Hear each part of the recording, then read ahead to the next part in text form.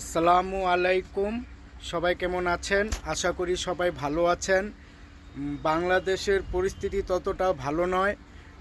বাংলাদেশের কি হচ্ছে কি হবে সামনে কিছু বলা যাচ্ছে না।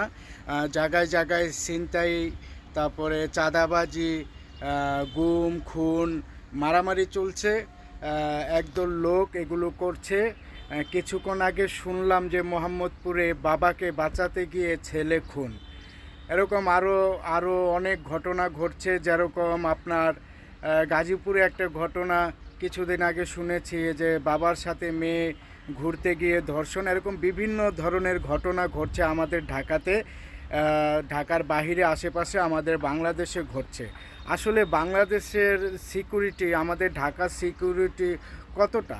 আমাদের ঢাকার সিকিউরিটি একেবারেই সামান্য বলা চলে। ঢাকায় তেরকম সিকিউরিটি নেই। আমাদের রাজধানী ঢাকা, তেরকম সিকিউরিটি নেই। ঢাকাকে আরও সিকিউরিটি দেওয়ার প্রয়োজন ছিল, আরও সিকিউরিটি দেওয়া যেত ঢাকাতে, কিন্তু আমরা দেখতে পাচ্ছি ঢাকাতে ততটা সিকিউরিটি নেই। ঢাকাতে প্রায় প্রতিদিনই কিছু না কিছু কাহিনী, কিছু না কিছু ঘটনা ঘটছে, এরকম মানুষ ঘটাচ্ছে। তাদেরকে ধরা এবং তাদেরকে এরকম আইনের আওতাধীন আনা হচ্ছে কি না বা কী হচ্ছে আমরা জানি না। আমাদের প্রশাসন ব্যবস্থা, আমাদের আইনি ব্যবস্থা ততটা ভালো না।